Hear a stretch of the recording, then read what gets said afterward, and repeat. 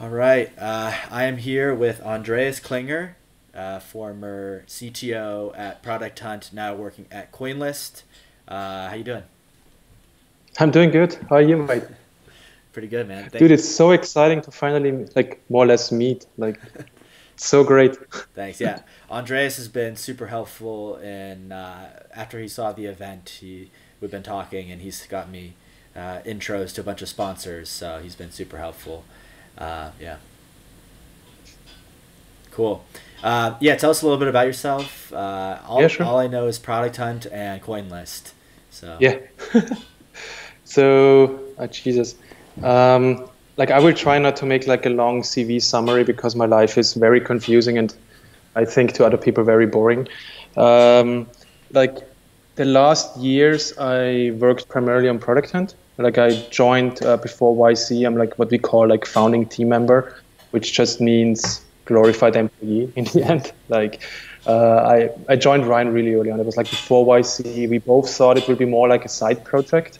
I actually planned to do custom client work on the side, and then all of a sudden like the whole thing happened. Like we got into YC, we got money and all these kind of things, right? Um, like we sold to AngelList. I helped with the transition for a year, like build up like the team, helped AngelList like figuring out like how we can actually make this work, because they intentionally wanted to make sure Product Hunt keeps on working. You know, they wanted like they didn't buy it like just to break it apart. You know, they see the value and they want to make it work. And beginning of this year, I joined a spin out of AngelList, which focuses on crypto, which is called Coinlist. Which is somewhere in the intersection of like legal and tech. So it's either really boring or really complicated, right? Depending on which angle you come or which angle interests you. What we primarily do is like compliance tools for crypto related uh, projects or events like ICOs or airdrops and this kind of stuff. The details is a little bit inside baseball. It's a little bit like basically regulations, compliance as a service, like not going into a jail as a service, right? Um, this is like the last, let's just say 5, 6 years. Before that, I did like a very confusing CV. So I did like music magazine. I did club parties with like up to several thousand people. I did an agency for Facebook apps and like all this kind of stuff. We had like some of the largest media publishers in Europe as customers. The agency still exists and is still amazingly successful, mainly because I left. This is my assumption. And I also did like a fashion startup in London, which I did for like several years. And um, yeah, I'm not that smart that I just like realized like just by looking at me that I'm not a fashion person and I shouldn't do a fashion startup.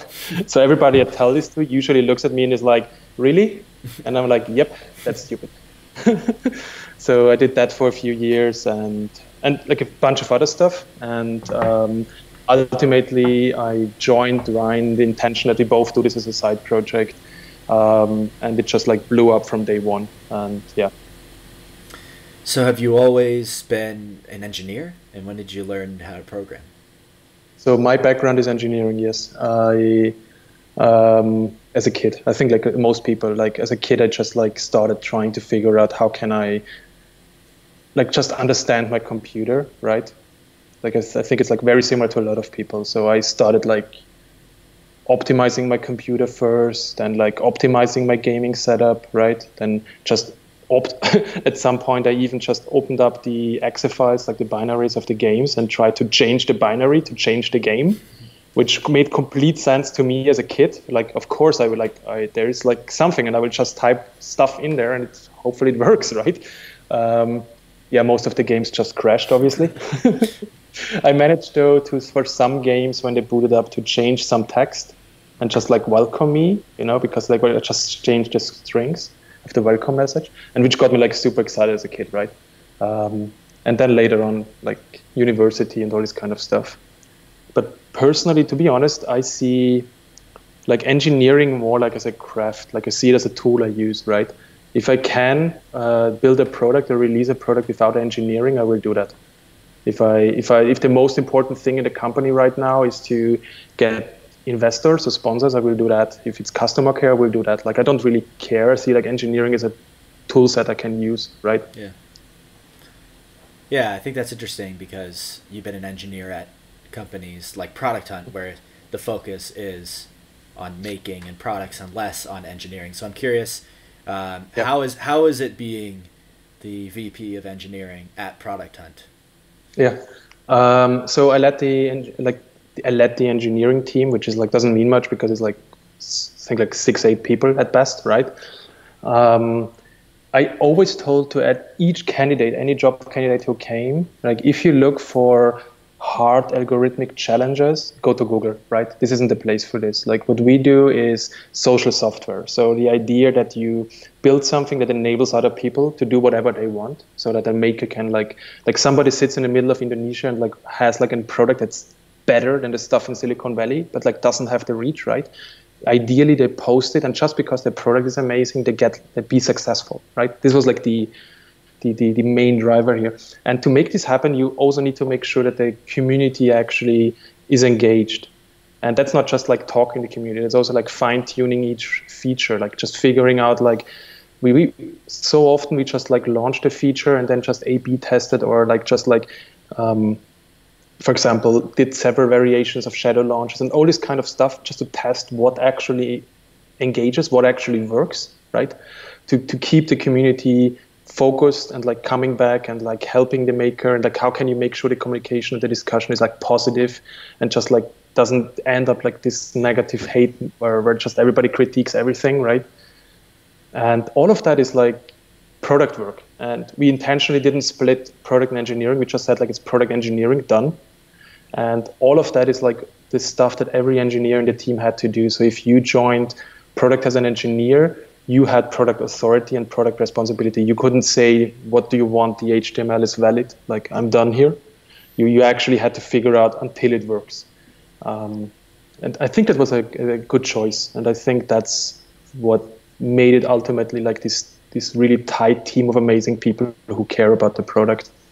That being said, hey, Aber, nice, great that you like Aber just joined the team. She's like I'm one of her biggest fans. She's like right now leading the community. She's one of the people who lead the community team, and I'm one of her biggest fans. Yeah, so I noticed that. That's one thing I love about Product Hunt is that some of the features they have like do some really unique stuff to bring people back. Like one thing I notice is when I launch a product on Product Hunt, I get a tweet when it's reached 100 upvotes, and then whatever. And then every time someone follows me on Product Hunt, I get an email, and I usually, or when they launch a product, I get an email, and I'm always going back to the website. Yes. All the time, just because of like some stuff. Did you work on some of that? Yeah, of course. Like you also have to understand this. Like you work for several months on a product, right? Or like several weeks at least. Like I don't know, you're a fast person, but like everybody else works like for several months on a new product, and has like several people engaged in this, and they really try to make this work, and then they launch, and that should be a moment that's just amazing. Like even if you're like produce a niche product, and even if it's just 20 people on Product that actually really get it, you should feel that these people care about it. You should get this feedback loop. You should actually see that the word out there cares about what you do, right? And I think this is super important to every creative person. It's not only like in as a maker, it's like to any creative person. Like you build something you really care about, you show it to the world, and you want to see the world coming back and telling you, hey, fuck, that's amazing. Like I was looking for something like that. And that's the core of what we're trying to do, that like people like you or like every maker in the chat and like all these creative people, if they do something and it's awesome, that they know it's awesome, and people tell them, and actually people help them, and like maybe introduce them to investors, like into press and all this kind of stuff, right? That's the core of everything here. Yeah, it's so true. When I launched my first product in Product Hunt, first of all, it's like this very coveted thing. It's like, there's so many articles online on how to have a good product at launch, and there's so many tips and tricks, but it really, when I remember when I did it, it was just like, it was the biggest deal. And now looking back, it's like, after doing a few, it's not like that, but that first one you do is like such a special experience. Of course. I had like a full-time job, and I took the day off work. I requested it off work because I had no idea what was going to happen. It's like, if it blows up, I can't be at work while it's blowing up, because I was on US time anyway. So I took the day. I get it. I'm completely there, dude. I had the same experience even with our own products when we launched them, right? It's just you want to make this work and and you focus, right? Yeah. And it's like please, and like it's good feedback loop, and this is like what it's all about. We I feel you. I was completely there, like every day. I get it. And I look back now, and I remember it didn't even do that well. It did like number 5 or number 6. I don't think it even made the news. That's awesome, dude. There's like I think 60 to 80 products in overall per day, and there's like some like I don't know how many nowadays get featured, but right, even if you're just seen by people, and even if it's just a niche, that's amazing. That's how I see it. Yeah, no, I mean at the time it was like. I was literally like I got featured. I didn't get featured at first, and then I got featured, and I like, literally like jumped up in my room like screaming. I was like, it was like the best moment ever. Yeah, that's fucking awesome. That's exactly what we're like trying to do. Yeah. And like, think about it. These kind of positive feedback loops inspire people to reach higher. Yeah. And it's not like that product is the only place where you do that, but it's like if we can create this one community where just people are appreciated for what they do and just be successful in their own unique way, and with their like no matter if like the saying like it doesn't matter on the internet if you're a dog, it doesn't matter where you live, it doesn't matter who you are, it doesn't matter your background, your family, it doesn't matter. If you have talent and you build something amazing, the world should see it. And that's the root what the whole idea is about. And obviously we can't achieve it perfectly, and we're like just like one aspect of many things, but like that's the thing like that the team tries to do. Yeah. All right. Well, I know we have some questions in the chat. Yeah. Yeah. By the way, I told this to Pat. Like, I want to like answer as many questions from the chat as possible. Like the whole idea of this interview is that it's useful for the people watching this. So any question you might have, throw it in there. I can 100% guarantee that I will answer it, and I can absolutely not guarantee that it will be a good answer or a useful answer, but I can guarantee that I will answer it. And by the way, hi Eric and everybody else, like awesome that you guys joined. All right, let's get to it. So this one is, do you think startups can switch to remote working later and be successful, or does it have to be ingrained in the culture from the beginning? Like 5. Jesus, that's like inside baseball question number 1. Can we start with something easy?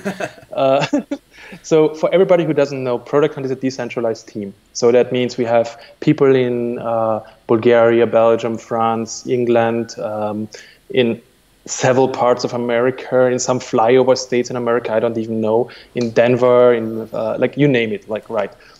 Officially, the team has a headquarter in San Francisco. And there's a few people there if you're lucky, but the team technically works decentralized and is like fully remote. So I have been thinking about this a lot because I'm trying to help friends of mine when they join a team, but they're like the only person remote, right?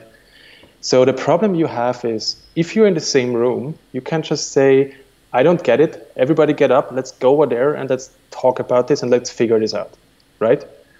In a remote team, that's sometimes not possible because, people work at different hours maybe, or they didn't expect that you want to do that and they like have to leave in 10 minutes or whatever, right? It's just not that easily possible. So what's happening in reality is you need to have like different level of process in place. I have this saying, like in a remote team, you need to have 5x the process. So like if you have 5 people in a remote team, you need to act as if you would be like 20 or 25 people in a co-located team. That means you need to announce meetings. You need to have notes from a meeting afterwards so that people can read them if they haven't seen them, right? You need to make sure there's like artifacts of stuff and that you like have as much possible communication in written form and as little communication as possible in one-on-ones, but like one too many, right? You need to, if there is a meeting, you have to have a professional, like you have to have an agenda for the meeting, a goal for the meeting. Somebody needs to lead that meeting. It needs to stay with like 30, 40 hours because people will otherwise like drain out because it's really hard to focus for 45 minutes or longer, like especially if you like hang out. And all this kind of stuff. So like you have roughly 5x the process need. So what happens very often is that you have a co-located team and then one person joins as the one person remote. And this one person has a 5x need in process than the other team actually provides. And this person, as excited it is like, it's screwed. Like, forget it. Like, there's no chance unless this person works very autonomously on like her or his own area and can make all their own decisions, right? Like, I don't know, bookkeeping or maybe server administration, something like that. Unless it's like that, you're usually screwed. Like, if you have to tightly work with everybody, it's really, really hard. So the same problem you have if you have a co-located team and then you decide that you want to be like remote now. You kind of need to make this conscious decision. You need to make this conscious step. You need to say like which processes you want to put in place. And these, like, you don't want to have too many, you don't want to have too few. And you need to like cautiously get into this transition. You need to consciously like, for example, make sure that like the 3 people who just happen to live in the same city and who happen to make a lot of decisions don't work from one office because they just like it. They need to also like work from different places. And you need to make this transition very intentionally. Otherwise, you will just suffer. Everybody will just suffer. I hope this answers the question roughly. Yeah, I think it's tough too. I mean, from my experience, one of the companies I worked at, a lot of companies are saying, oh, remote work is now the thing. And there's this whole new talent pool that we can get people at. But that it's not enough. You really have to. Both is true. Another thing that happens is companies that aren't remote first, they think like only employees that are really good can be remote. And that's like a really toxic. No, that's ridiculous. Yeah. The thing is, like, first of all, I strongly believe that remote work is the logical evolution of digital work. That means everybody right now is already working remote. They just don't notice. Like, if you work as a digital knowledge worker, you are already working remote. Like, you're reading your email on the way to work, right? Or on the weekend, you're working a little bit in the cafe next door, or maybe you work one day from home. It's a question. If you work remote nowadays, the question is how much. So it's a logical evolution. This will happen, and it's the thing that will happen is at some point we just won't call it remote anymore. Like, I'm not working, like nobody says in the team chat in Slack nowadays, like, today I'm telecommuting. They say work from home, done, and everybody gets what it means. They don't say I'm working remote from home. They're just like, I work from home, So it's the logical evolution, and the question is only how much and like to what extent. One thing that people need to keep in mind, which a lot of people forget, even people who try to do remote teams, is there's like iteration and there's innovation in a product team. So there's this time of like innovation where you like figure out what you need to do, how the pivot should look, and all this kind of stuff. And like what you like, panic, like nothing works. We need to figure out what we do. And there's a time of iteration where you're like, okay, we kind of know what to do, and like we need to focus and like improve, and we need to only decide on the little things, right? Innovation is by far easier in person. Iteration is by far easier separated. Innovation is by far easier in person because you can just see subtleties in human language, right? It's not only the one person who likes to talk a lot that is heard, because you notice the body language of somebody else, right?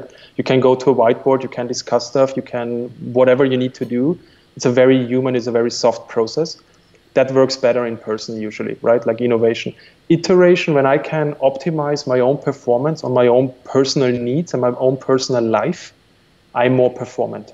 Like if I can say I go to the gym at this time and I don't care who looks at me because nobody looks at me. If I can say I pick up my kids or I bring them to school or I work late because my girlfriend has to, whatever, right? That's optimizing for my own performance. If I need to sleep longer, I sleep longer. If I need to do ABC, that's fine. In a lot of offices, you actually optimize for face time. Not so much that you actually need the face time, but you don't want to be the guy that always comes late and leaves early, right? So you're optimizing for the wrong thing. You don't optimize for your own performance. Okay, so next question. Yeah, cool. I guess we could take another one from the chat. Is one that I liked. I think it was, what patterns, I mean, you've seen a lot of products come through Product Hunt, and I was talking earlier with someone about some products do so well on Product Hunt, and then they kind of they had this great launch, and it seems like it's the greatest thing in the world, but then nothing happens. They're, Yeah, a year ago of they're course. nowhere to be seen, and then sometimes you see not that successful on Product Hunt and do really well. Fair enough. What have you noticed is making, I guess that's not really the question, but what have you seen successful from seeing so many products on Product Hunt? Yeah. So my honest opinion, like there are two answers to this, okay? Number one is the answer, and number two is the answer to the question behind the question here, okay? The answer is products that are useful to the other makers who really like Product Hunt, who really like go there every day for product inspiration. Products are useful for their daily day job, because that person might work as a product manager or a marketing person or an engineer somewhere, or as a founder somewhere, or products that are useful to their side projects or maybe the new startup they're working on, like these kind of stuff, right? These usually work really well. What also really works well is something really innovative. So you work on something that in this way hasn't existed yet, and it's really clever spin on something. This other stuff that works really well is funny stuff, right? These are the things that I notice that usually work really well. The second answer and the answer to the question behind the question is like, it doesn't matter. Like it doesn't frigging matter. You shouldn't build products with this intention that they work well on Product Hunt, because that will lead to a lot of small products that you won't care about in the long run.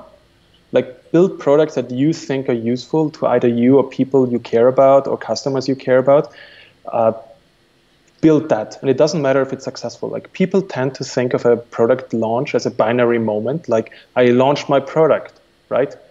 That's not true anymore. Like you should continuously launch. You should launch every 2 weeks. And I think a lot of people who like watch Product Hunt closely is we have this strategy of like launching something every second or third week. Even if it's something small, you might not even hear about it, right?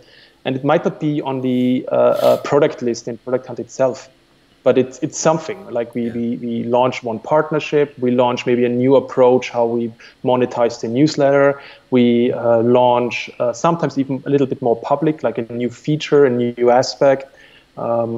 Every other week, like every second or third week, something is launched. Sometimes it's just a type form, right? Because we're trying something. Sometimes it's a full-fledged feature. Sometimes it's an iteration of a feature. The trick here is, in my opinion, is build very close to your actual audience, like the hardcore users of your audience, the people who really get it. Build really, really close to them so that they hear about it, and iterate, and like have a product launch every other week if you can. Like don't think of a launch as like this happened once. Like launch, like continuously launch. Yeah, that's what I've noticed that some people are using this 24-hour startup for, is like creating this concept of side project marketing. So creating a side project that you can launch, and it drives traffic and users to your kind of main thing that you are continuously working on. Yeah. Do you know what I love about the whole 24? Like for those who don't know, I'm a freaking huge fan of this whole thing. Okay, like to the point that I'm annoying to Pat, right? Like I'm constantly bugging him about like what he should do or what he could do. Like I'm a huge fan. Anyway, what I really like about it is there are people joining and getting inspired by that. Like, don't forget that there's a lot of people who don't really maybe don't really know how to approach product building, but they really would like to, or maybe they don't think they can do it. And just like seeing that somebody else that you know from Twitter and is amazing, and on Twitter is fucking perfect, and you look at him and then they are like, okay, where's this Stack Overflow page again? Yeah. And then reading it again and like, oh yeah, fuck, this is like a human being. And they also like, it's not like all shiny and sparkle. It's like struggle, and it's like annoying, and sometimes it's fun. And just seeing that is super inspiring, or just like seeing what different people work on is super inspiring. And so that is what's really exciting about me. Like I don't really care about the specific products that come out. Some will be interesting, some will be useless, some will be like dead on arrival. Doesn't matter. Like everybody will come out of this more inspired, and that's the important thing. Yeah, I agree with that 100%. It's really hard to build a product that will last long in 24 hours. So the goal is to inspire people and show that it's not that hard to launch, and maybe this isn't the product you have, but it shows you the steps that you need to take to launch Yeah. your next thing. And maybe you learned something Yeah. from this one about, something that was, hard to do, or you found a need of the product through creating another product, which is something that I found. That's how I found the 24-hour startup, or that's how I came with the idea. Is my need was I was so busy on my regular project, and I really wanted to launch this side project, so I did it in 24 hours, and then all this happened, amazing. and then now we have 500 people signed up to do it, and maybe this is a business or something coming out of it. So it's just doing things and launching things will move you in some sort of direction, zigzag, and connecting the dots to something successful. Yeah, exactly. Like I the interesting thing is, like, other companies, other startups from the outside look amazing. Like, if you see them, they're sparkling, shining. If you look at from product hunt from the outside, you think it's like whatever. Like I don't want to like put words in other people. Like it looks more, I guess, more amazing than if you would like go internally and see how the sausage is made and all the like uncertainty, self-doubt people have from time to time. Like, everybody in the team, I'm pretty sure, has like to some extent imposter syndrome, right? Although they're amazing people, but it's like you're a human being, and as long as you will challenge yourself, you will have imposter syndrome, right? And the same is true for like the whole company as a whole. Like you see it from the outside, it looks perfect, but like if you actually go to any startup, like you can go to Airbnb, you can go to Uber, you can go to Stripe. If you look at the internal thing, they might have like a structure in place that keeps things together, but you don't have to look far to see like chaos. You don't have to look far to see like product launches that were a complete failure. You don't have to look far to like huge engineering mistakes that are just like pain in the ass to everybody.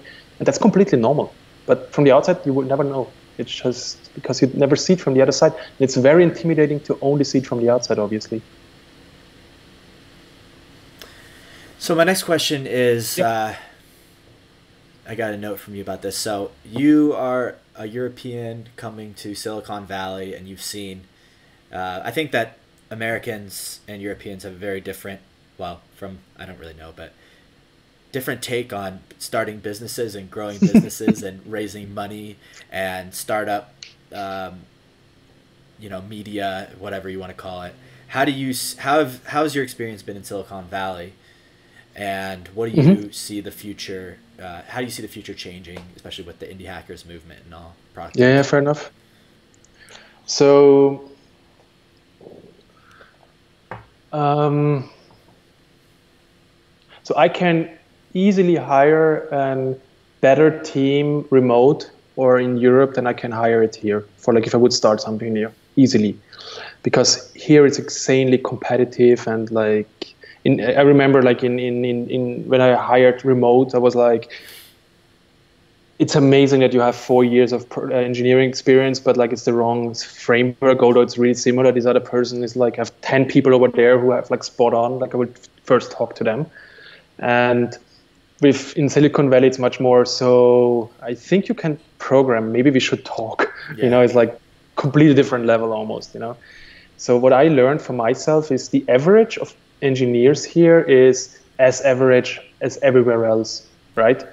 The big difference is you have like these few outliers. You have people who have seen the startups going like insanely fast. You have seen what it takes to like be like successful. You have people who just, for example, joined and saw when they were like at Uber, when it like started to grow really fast, they saw all the compromises that were okay to do.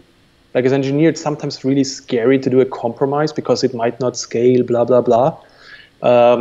But like when stuff goes like rocket ship or whatever, you need to make compromises all the time or you will lose the momentum. And this is like what people learn here. The other thing they learn here is, for example, management of like several hundred people, or what they learn here, what's like very rare in Europe is like good sales and all this kind of stuff. So like outliers, like the best percentage, is really amazing here and really hard to find, like for example in Europe or in other places, but it's getting better obviously. But in general, I'm pretty sure you can build an as amazing team in Europe. The bigger problem, or like in Asia or wherever, the bigger problem you usually have is distribution. It's not so much the talent and the people. It's much more getting to your market. And this is where America is just amazing, because it has like this huge unified media market where you are on a media channel, whatever it be, like a newspaper or a TV station in Florida, and people in California hear about it. This is like not to think about. This is impossible to think in Europe, like Portugal to, I don't know, Ukraine. Like no way you hear about anything that happened in between. Like no way. And this is the true power they have here.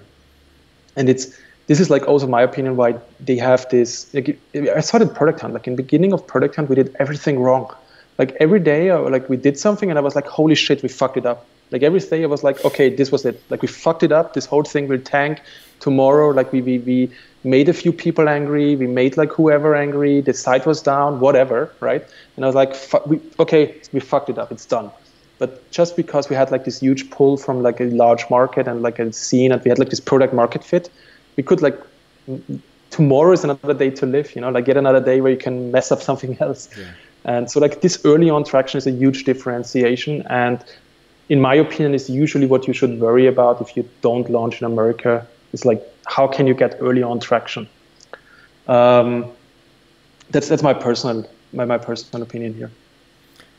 Yeah, what's interesting is I haven't run the numbers, but just from seeing who's participating in the 24-hour startup and seeing this kind of maker product hunt community, it seems like it's not very many people from the US. I don't know if that's something you noticed.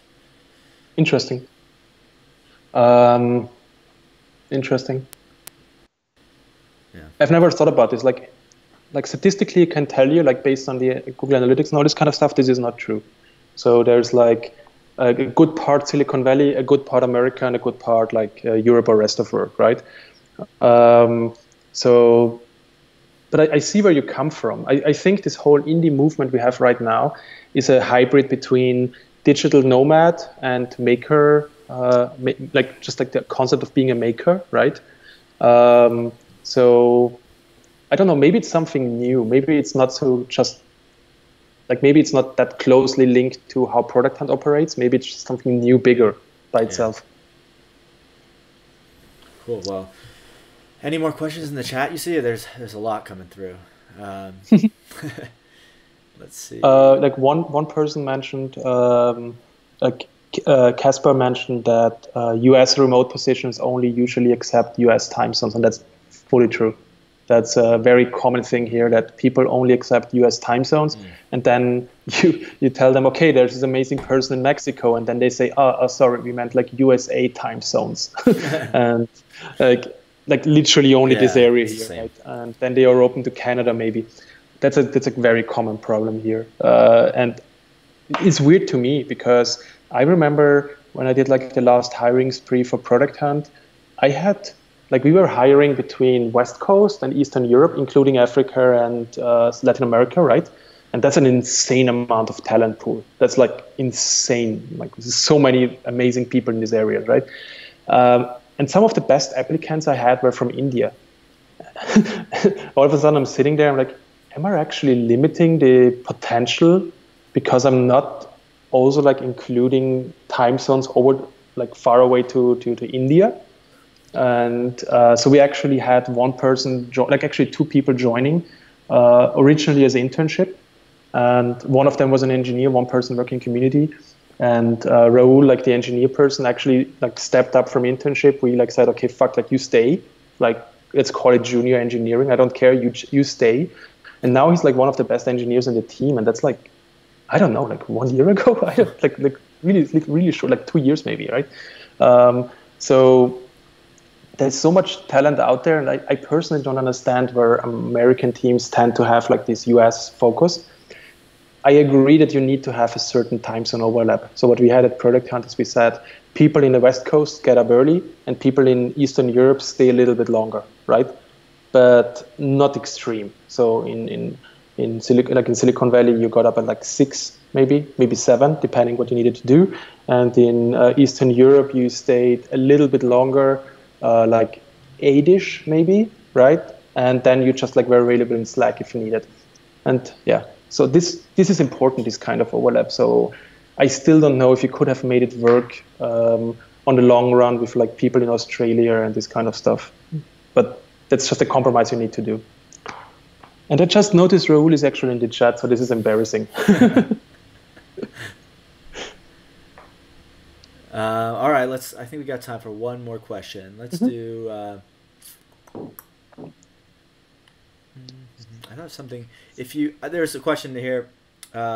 If you had any startup you could work on today, what would you work on? Or ideas, industries? It's a tough question. Yeah, so what I, like personally, right? Like I want to do, I actually had like this really long discussion a few days ago with my fiance, like where we each believe that like if you could have like a personal vision for your life, as weird as this sounds, like almost like a company vision, what would it be? And I have this really cheesy one where I think like everything I did in my past, which is a really confusing CV, but if you put it together, it's basically saying there is people worldwide with talent, and I want to like find ways to either fix recognition patterns. Like, for example, you launch an amazing product in Indonesia, nobody noticed because the pattern matching looks in Silicon Valley. Either fix recognition patterns or fix access, which is also like, for example, Product Hunt is a good example of that. So the product I'm personally looking at, and I will most likely, as soon as I start like a new company or like join a new team, will be in this direction. Right now with Coinlist, we are working very tightly to enable people that are like the teams that are like in Europe or completely decentralized to be more successful than any competitor they could have in Silicon Valley. So that also goes in the same direction. But in the long run, I think I will stay in this area and I will look for ideas in this area, because even if the individual ideas are crap and even if they completely fail and like I just like bomb the whole idea, I fail at least in the right direction, right? Yeah. So at least the thing I did, I learned stuff, and not just like how to fail and how to program Rails, but I learned stuff that is useful for the next idea in this area. So become a domain expert, even if I completely mess everything up, just because I stick in this area. That's a good answer. Cool. All right, well, where can we find you on the internet? Easiest is Twitter. Like I actually like I have like Twitter and like first name last name Andreas Klinger, and my DM box is actually open. So if anybody has any product questions or engineering questions, management questions, like feel free to ping me at any time. The more concrete the question, the more I can help. Like what usually doesn't work is like saying something like, "Hey, what do you think about my product?" Because it doesn't matter what I think, right? So if you have a specific question, let me know. More than happy to help. Like just DM me. It's more than happy to help. Awesome, man. Well, thank you so much for coming on. Yeah, like dude, thanks so much for having me, and like thanks for organizing this. I think you don't yet realize how big this could be, like how many people you will inspire with this kind of stuff. I think this is the most open, most like inclusive approach to hackathons, or even like just co-working, I don't know, just like this really open, inspiring thing. Honestly, I think you're onto something. Well, that's awesome to hear. Yeah, I mean, it's only been 2 weeks, so we are just like... Can we reverse this for a second? Can I ask you questions? Yeah, sure. By the way, like I always get this message that I have like a poor internet connection. I'm sitting here with like 200 Mbits. I'm really confused. I hope it's not me. It's probably me. Yeah. Okay, but like I hope people actually can. It's good on understand. My end. Yeah. Okay, cool. So when I saw the whole 24-hour thing, it said like something like 21 days or something like this, and I was like, holy shit, how did I miss this? Like, can I even still help this person? Like, can I even like do anything? And I was like, might as well tweet about it, right? Because I'm maybe the last person who heard about it, but I might as well tweet about it. Later, I found out that you actually launched it like. And said something like, let's launch in 3 weeks, right? something like crazy like that. Is this true? Yeah, when you saw it, when you tweeted it, that was 2 days after we basically decided to do it. Came up with the idea. That's like, I actually like on the day before, I already thought it's like an old thing. And I wanted to tweet about it. I was like, okay, this most likely is old news. Like it's only 21 a day. I missed it, right? And I was like, whatever. Next day, I was like, fuck it, I tweet about it. First of all, it's freaking amazing that you just say we launch this in 3 weeks and we make this force function. We don't say in 3 months from now and then like never do it. It's like 3 weeks, public. Like everybody sees a countdown. Yeah. There's like no way you get out, right? There's no way you change the countdown. Yeah. So first of all, amazing. Second of all, what the fuck is wrong with you? Like, do you like stress? Why do you do this to yourself? Dude, I don't know. I was just like a little bit bored because my main like website that I run is like all the content's kind of on autopilot right now because it's the holidays. So I was just like kind of bored. I just quit my job, and I had the idea to do this after I did my own 24-hour startup, which was about a month before we launched the landing page. And I like had the idea. I was like, I think that you can make this into like how I originally thought about it. Was like, I want other people to do this, which is really the idea. So I started asking people. I was like, what if I just do an online thing where everyone can do it? And then I was just like, no, that's so stupid. So I went and launched another 24-hour startup, and then I did another one, and then I was like, oh man, I don't know if I can do another one. It's just too much. Let me see if I can build something out of this. So I contacted Armin, who runs shipstreams.com, which was a website that looks very similar to what we have now, which was inspired by, I think, my 24-hour startup. So he was kind of working in that area too. So I just started DMing a few people. I was like, hey, if we do a 24-hour startup challenge with a bunch of people, you win some money, would you do it? Like a couple people were like, yeah. A couple people were like, no, I'm too busy. So I was like, all right, well, now I know that Thanksgiving, which is like a time when Thanksgiving was coming up and then the holidays were coming up. So I knew that I could not launch it until the new year. So I was talking to Armin, and we were like, well, we could do it in 3 weeks. Like, we want to give ourselves enough time to build hype. We want to give ourselves enough time to build hype, but we don't want to do it in the new year. So we're like, okay, we can either launch the landing page tomorrow. That's like the latest time that we can launch it. Otherwise, let's wait till the new year. And he was like, no, let's just do it now. And we're like, okay, let's just do it now. And then we did it. It's awesome. And then, like, for those people who don't know, like, actually Armin is like fellow Austrian, right? Yeah. And the third team member you have is also Austrian. Like, what's her name again? Melanie. Yeah. Yeah, like, big shout outs to these people. Like, this is like freaking amazing what you three guys do there. Like, this is crazy. This is awesome.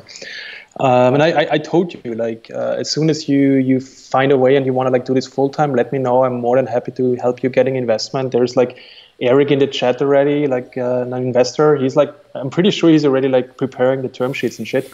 He's like fast, right? So like let's do something here. Like, this is amazing. Okay. By the way, I have like one more thing for you, and I think I sent you like pictures of this. I'm actually right now in San Francisco in an co-living space, and this is actually like.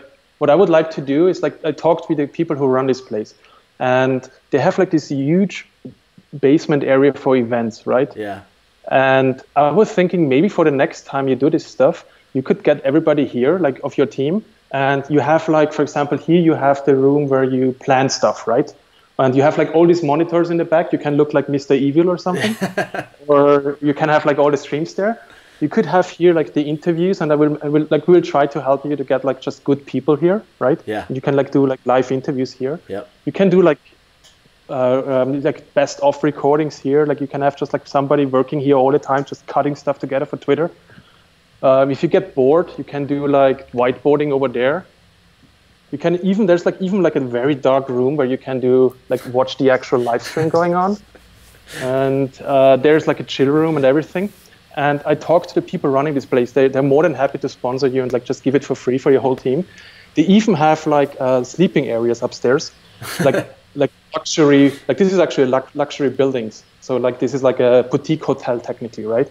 They have proper rooms up there. So they're also willing to sponsor like one room. So in case you want to like find a way, you can do it here.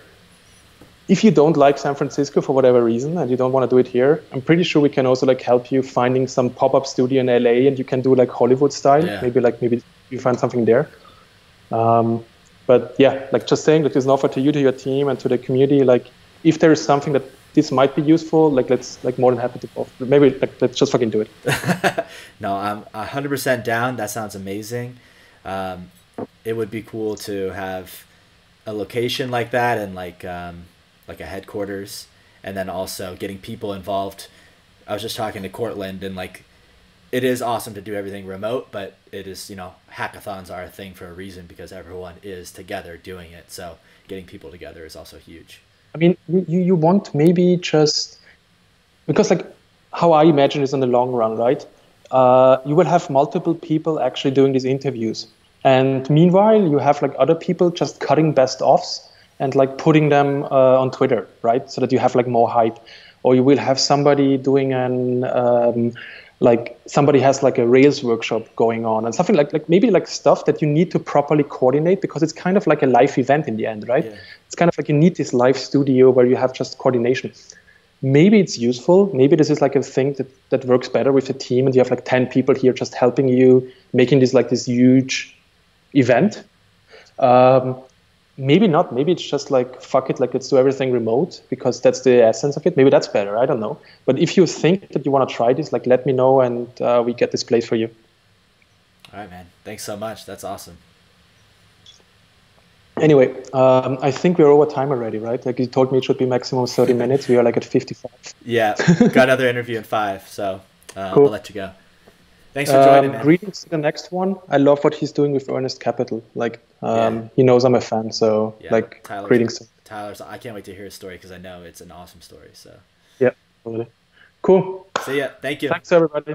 Bye bye. Thanks for joining.